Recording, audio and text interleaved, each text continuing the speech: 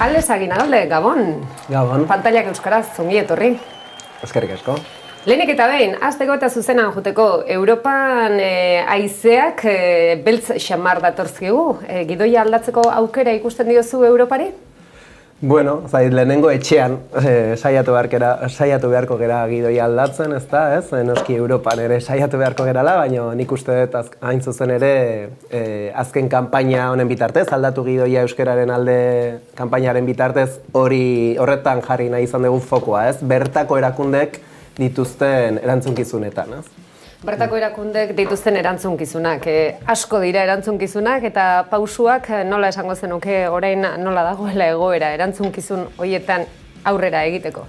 Bueno, egia da lan asko dutela egiteko euskara ardatz izango duten politikak martxan jarri arte, ez? Baina bide horretan azken aldian aurrera pauso txiki batzuk bai izan ditugula.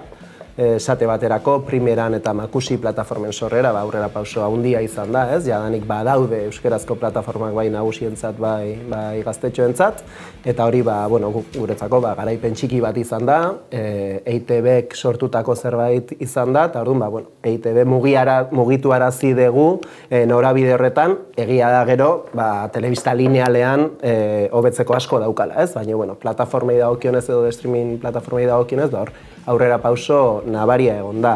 Eta gero Jaurlaritzaren aldetik, egia da azken urtetan, behaien politikak ez direla inondik inora egon bideratuta euskerazko ikus-entzunezkoen alde, baina aurten berri on txiki bat bai izan dugu, eta hori izan da euskerazko ekoizpenerako diru laguntzak hirukoiztu egin dituztela.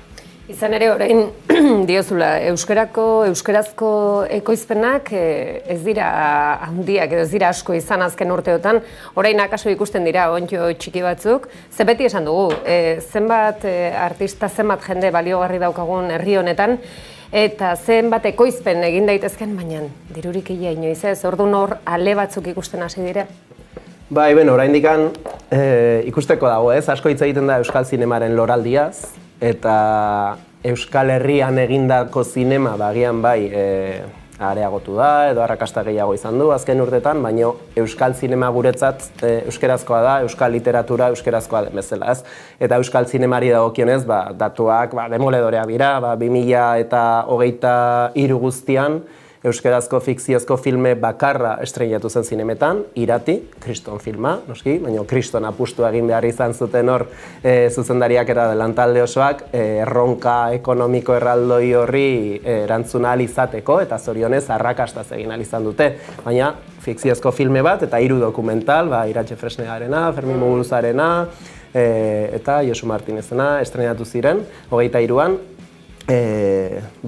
700 filmen artean, ez? Orduan, fikzioa bakarra eta dokumentalak 3 orduan. Hori alda euskal zinemaren loraldia, argi dago ez.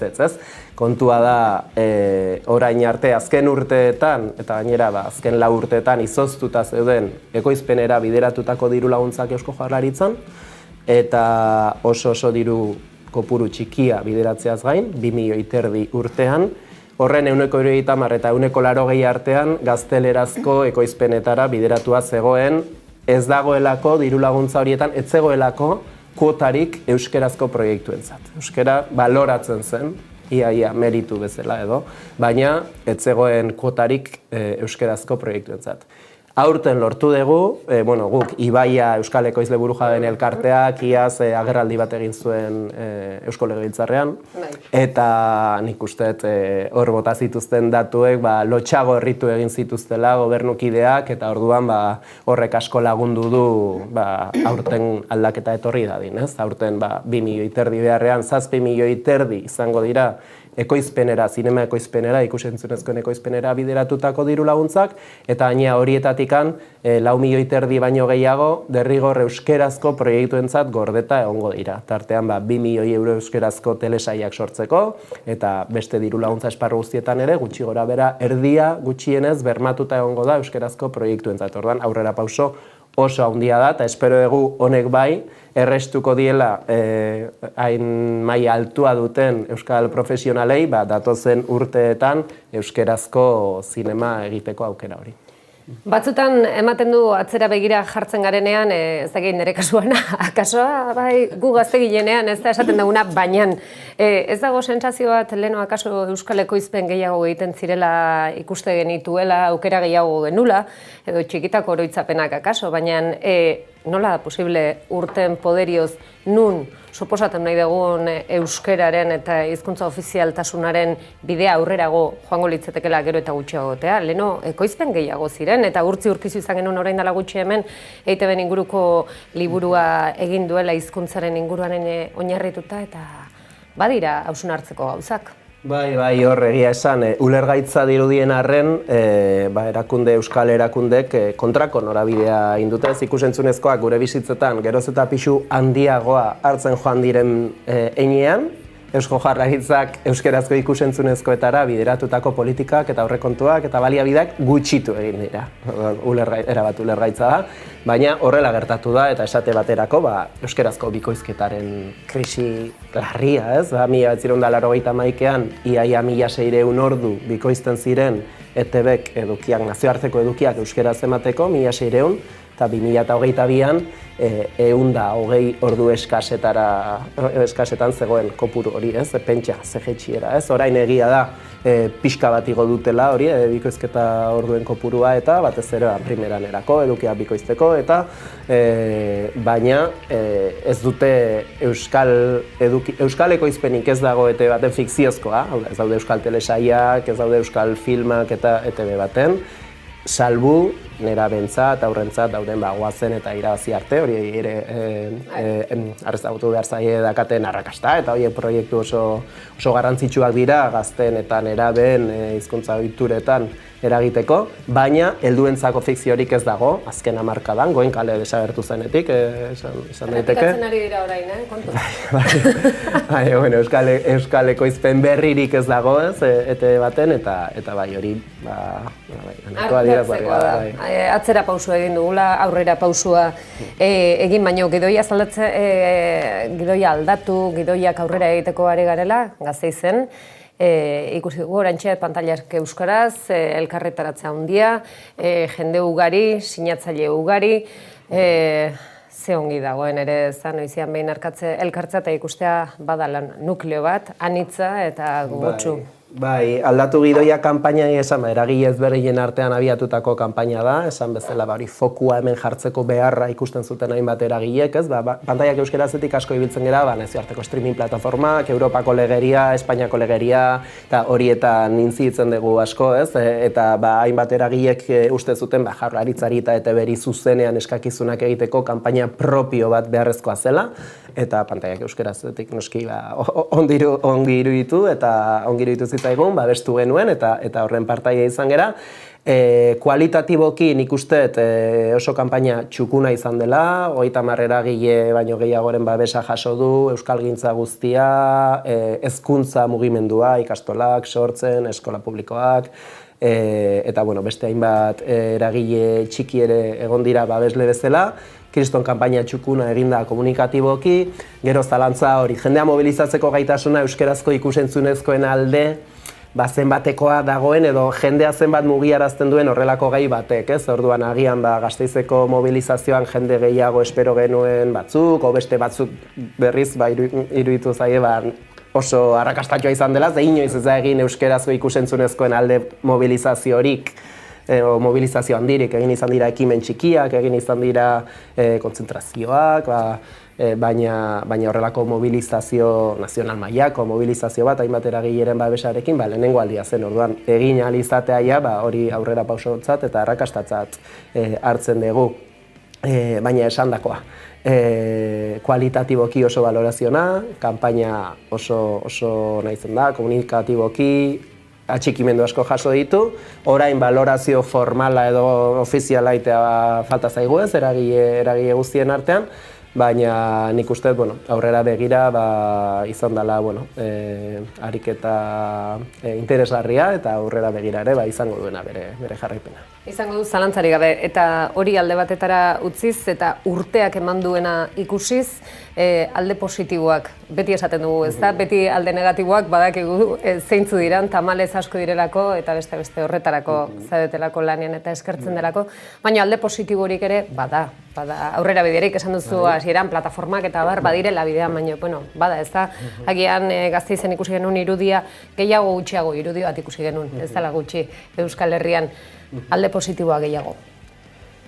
Orokorrean, pantaietan, ikusentzunezkoetan, eskerari dagokionez. Bai, leheno aipatu ditudan, aurten aurrera pauso nagusiak hori dira, ez, Makusiren sorrera, primera niaz sortu zen, orain Makusi sortu da, euskerazko ekoizpenelako diru laguntzak handitu dira, eta gero gu gabiltza elkarlanean hainbat streaming plataformarekin, eta momentuz ezin dugu ezer esan, baina badakigu aurten egongo direla gutxienez bi streaming plataformetan egongo dira gurekin eramaten ari diren lankietzari esker euskerazko eduki kopuru majoak txertatuko dituztela.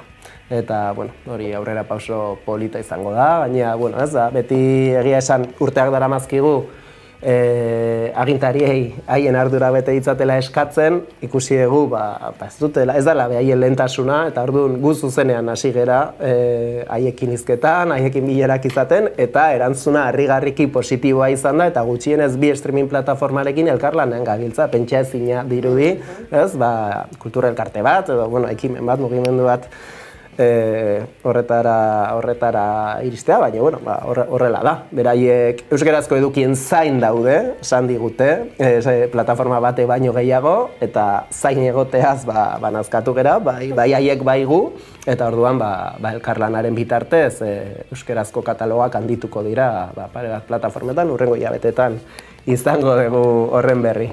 Ondo. Hain galdetegi jatorra eta gero, orain bestelako bat eta zatorkizu. Alex Ainagalde, Jarlo kapitaina. Nor demontre da Jarlo kapitaina, esango duzu, zertaz dabilatorra? Twitter kontu baldin baduzue eta bestela ere, nor da Jarlo kapitaina, zure ezizena, saretan, azaldu iguzu mesedez? Jarlo kapitaina ETB-ren lehenengo marrazki bizidunetako bat zen.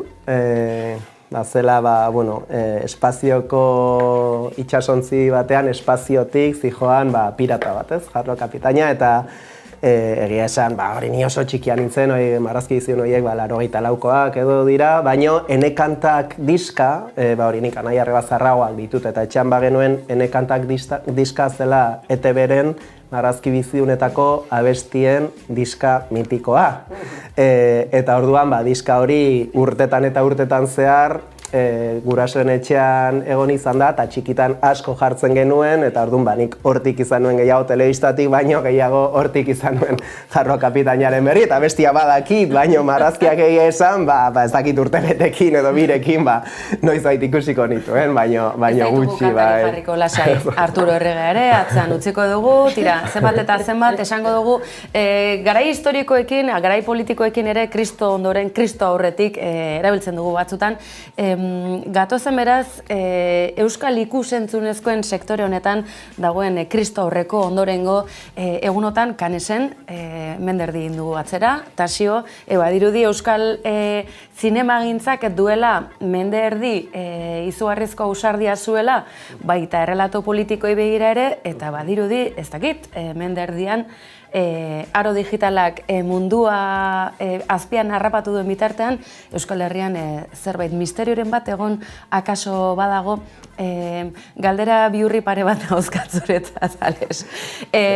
Primeran plataforman horrena da, Jaurlaritzarena, ETB-rena, hau ere ez da oso argi geratzen, nork kudeatzen du hau?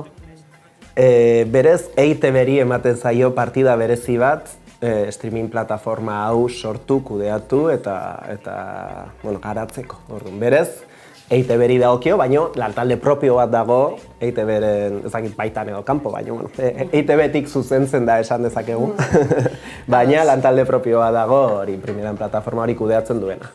Galdera bihurri hauek datoz, akaso Euskal ikusentzunezkoen sektorea bera, nola arautu, zenolako politika garatu, inbertsioak nola banatu, Akaso, Kataluniako eredua ere gertu dugu, asko gustatzen zaigu besteak beste Kataluniako telebista kate publikoaren bizitza edo eta Kataluniako ikusentzunezkoen sektoreak daraman garapena ibilbidea. Badugu zerbait ikasteke, urrats konkreturik egon daiteke Euskal ikusentzunezkoen sektorea gehiago duintzeko, ze egia da, jarraitzen dugula gauza txikietaz hitz egiten, naiz eta milioi batzuk aipatu dituzun, hori poztekoa bada.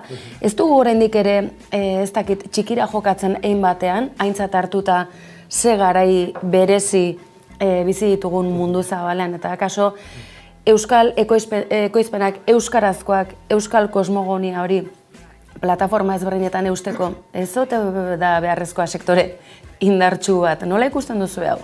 Bai, argi dago, guretzako estrategikoa dela, guretzako eta Euskal Herriko eragile pila batentzako, ze hain zuzen ere neurri hau jasotago pantaiak euskera zen sorrerako manifestuan, ez? Euskerazko ikusentzunezkoen aldeko manifestua 2021ko abenduko azokan aurkeztu genuena, eta manifestu horretan jasotzen da Euskal ikusentzunezkoen eta hedabideen sektorea saretzeko eta nolabait osatzeko beharrezkoa dela Euskal hedabide eta ikusentzunezkoen kontseilu bat sortzea.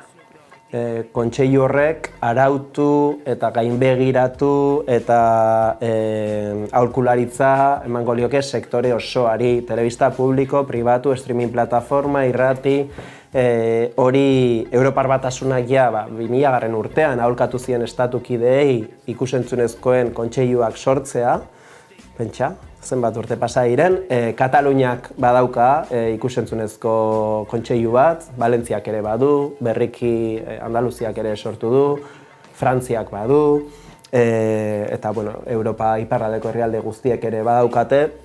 Kontseilu hauek telebista publiko, hedabide publiko eta pribatuen eta plataformen eta zaintza, publizitate araudiak, hizkuntzaren arloko araudiak, guzti hori gainbegiratu, aholkularitza eman, guzti horretaz arduratuko lirateke. Orduan, guretzako estrategikoa da, EAN, Nafarroan, iparraldean ere horrelako organoak izatea, eta gaina organo horiek elkarren artean koordinatutak izatea, azken finean, euskeraren herri osoan ikusentzunezko baliabide guztion artean elkarbanatu eta guztion artean erautu eta barraiteko bai. Deigarria da beraz, egia da, Euskal aberastasun instituzional honetan, organo ezberdinak berez egon badaudela, baina kaso horiek ere mapa hori ere eguneratu beharko litzatekeela, baina goazen gertura etortzea geografikoki. Besteak beste, Euskal Autonomia Erkidegoan kokatuta gaudelako une honetan bertan. Indar politikoek zer diote, baten bat oztopatzen ari da, kontseilu haue sortzeko aukera, indar politikoek zer diote. Imaginatzen dut, Abaskalen alderdiak zer dioen, baina gainontzean zer diote. Ustez, ez dakit, Euskarari oztopoa jarri nahi ez dioten edo Euskal ikusentzunezkoen sektoreari oztoporik jarri nahi ez dioten gainerako alderdiek? Bai, EAeko legebiltzarreko hauteskundei begira egin genuen ronda bat alderdi politiko guztiekin, eta egia esan, gero beraien hainbat konpromezu eskatu genizkien, haien programetan jasotzeko, eta bar, eta harrigarria bada ere, gehienek horietako batzuk jaso zituzten, eta kontseilua sortzearena, Podemosek jaso du programan, Bilduk jaso du programan, EAJak ez du jaso programa honetan, baina jasotaz deukan 2011ko programan, orduan, esan, ez dakit zaraiti, 2011an bai, eta orain ez, baino, haiekin izandako bileran ere, aipatzen zuten, ez zeudela ez alde ez kontra, ez egola... Baina saiakerarik egon da, hau sortzeko? Aurreko legealdian bai, egon zen proposamen bat egon zen, Bilduk eramandakoa, eta atzera bota zuten gobernuko bi alderdiek, PSek eta EAJak atzera bota zuten, baina oraingoan ere PSek adibidez esan digu, beraiek ez daudela kontseilu bat sortzearen kontra. Beraiek, agian alde ere egon daitezkela, ez dute horrela jaso programan, baina, esan dute ez daudela horren aurka. Orduan, nik uste dut legegintzaldi berrian saiatu beharko, lehenengo ikusi beharko dugu, gobernua nola eratzen den, horren baitan kultura eta ikusentzunezkoetaz eta arduratzen diren sailburu berriek eta ze sentsibilitate maila dakaten gaiarekiko, baina nik uste dut itxaropena badugu gaia berrartu halko dela, guk uste dugu alderdi gehienak ados daudela, kontseilu batek ekarpen positiboa egingo liokeela Euskal Hedabideen eta ikusentzunezkoen sektoreari, eta orduan, ezaketan ikuste dut, hurrengo legegintzaldirako beste ahalegin bat egin beharko litzatekela. Egin beharko litzateke, ezta? Hau, orduan, ulertzen dugunez, Gasteizko Ganberan ordezkaritza duten alderdiek sustatu beharko lukete. Hori da. Hori izango litzateke bidea. Bueno, beti ere, badakizu, udazken arte ez omen da martxan jarriko legebiltzar berria, ez dakit, Alex, pazientziaz, jokatu beharko dugu, hartu beharko dugu, ezta? Hori da, azkenean, badakizu horrelako gauzak, polikidoaz, nahi baino polikiago, polikiegi batzuetan. Azken galderatxo bat, streaming plataformei buruz aipatu duzu, korporazio, megakorporazioekin zabiltzate, negoziaketa lanetan. Saiatu behar nuen, ahalegin egin barra zuen zerrenda ez da oso luzea donola ere, hasi kinielak egiten, baina zoriontzekoa, zalantzari gabe, pantailak euskarazek egiten duen lana, eta ea, zer retatorren, akaso igual kolpez kolpe ikusiko dugu ez dakit non, naroa. Hori izan ere galdera Harlock, kapitaina. Horrela esan behar balin bada, horrela esango dugulako. Kolpez kolpe, noiz? Ja, dagoeneko pantalla menu horretan. A ber, ez da lehenengoa izan behar, bigarrena jarritare gu konformatzea. Ikusten duzu? Dakagun urrengo bilera, gure lehenengo puntua hori izango da. Plataformekin dakagun urrengo bileran hori eskatuko diegu. Alegia, bote ingo zaituztela eta hemen ikusiko zaitugula, ez da? Alex, eta amaitzeko bota dituzu ardatz asko, bota dituzu norabidea zein izan beharko litzateken, baita aurrera begira pausuak, baita ere badakigu EAEn, iparraldean, Nafarroan, errealitate politiko desberdina direla, instituzioak ere desberdinak, baina elkar banatze edo elkarteratze hori duen garrantzia. Azken hitzik, orain esaten dena da, minutu bat ematen dizut bi ere, nahi dezuna botatzeko, zuk jakin zer da legezkoa eta zerrez. Baina zer beharko litzatek benetan eta larritasunez eta urgentzia handiz. Borondate politikoa. Borondate politikoa, azkenan baliabideak egon badaude, non jarri da kontua, ez? Gauza batzuetarako inoiz ez da dirurik falta. Esaten den bezala, porlanerako adibidez inoiz ez da dirurik falta. Nik uste dut estrategikoak diren politikentzat diru atera behar dela, ez? Eta euskera estrategikoa da, herri honen biziraupenerako, eta orduan nik uste dut hor dagoela kontua baliabidea jartzea, esate baterako euskerazko bikoizketarako diru laguntzak sortzea. Ez dira existitzen. Herrialde guztiak dituzte bikoizketarako diru laguntzak. Hemen ez dira existitzen. Horrek asko errastuko luke, edukiak euskeratzea. Eta bueno, erakundek dituzten ardurez gain, herritarrak ere animatu nahiko nituzke euskerazko edukiak kontsumitzera, horrela ere adieraziko baitiegu erakundei, nahi ditugula euskerazko edukiak, eta gainera euskerazko edukiak promozionatzeko bide horretan, zuek ere zehoz esan dezakezu ez da? Lehenengoan, agian ez ditertu lehenengoan, ondo. Orain hori Amaika Telebistarekin eta Gaizka Izabegirrerekin, pantailak euskeraz elkarlanean dabil, ostiralero, streaming plataforma ezberdinetan eta zinemetan estreinatzen diren euskerazko edukiak promozionatzen, bideo horiek sare sozial guztietan zabalduz eta orduan hori da. Bale, pantailak euskeraz, mila esker, ez dut esango Harlock kapitaina, bai, Harlock kapitaina, ez, baina mila esker, gurean izateatikan, plazerra, segi lanean, eta mila esker. Eskerrik asko, zuei, gonbidapenatik. Eta zuei, oraintxe berak esan duen bezala, gu ere elkarlanean gabiltza, pantailak euskeraz eta Amaika Telebista, eta Gaizka Izagirre ere, oraintxe esan duen bezala, hortxe, gorko menuan Gaizka zer.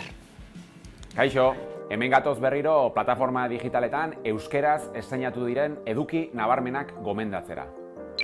Netflixetik bi izenburu, My Oni Girl, animea nire oni maitea, abentura eta fantasia uztartzen dituena, eta Atlas, Jennifer Lopez protagonista duen zientzia fikziozko eta akziozko filma, ez da bizitza aldatuko dizun pelikula, baina bere helburua betetzen du. Inteligentzia analista bat urrutiko planeta batean galduta geldituko da, eta adimen artifiziala darabilen armadura robotiko bat erabiltzen ikasi beharko du biziraun ahal izateko. Prime Video plataformaan Invincible animaziozko telesaila, The Walking Deaden egilearen komiki batean oinarritua, 17 urteko Mark Grayson superheroi gaztea du protagonista. Ekintzaren animazioa arina eta erakargarria da, bisualki oso boteretsua.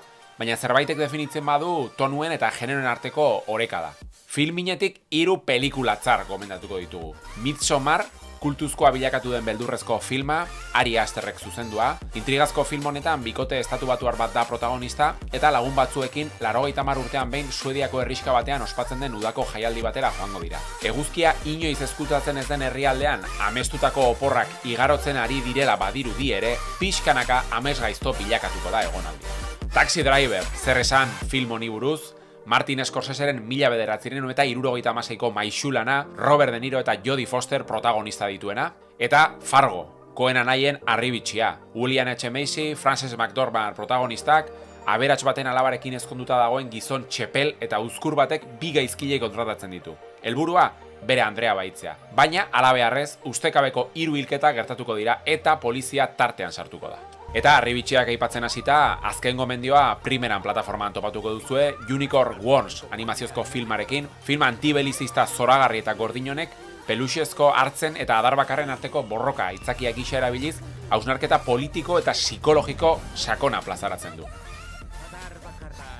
Gogoratu, asteko estreinaldi guztiak zeintzuk izan diren jakin nahi izanez gero, zernonikusi.eus webgunea daukazuela.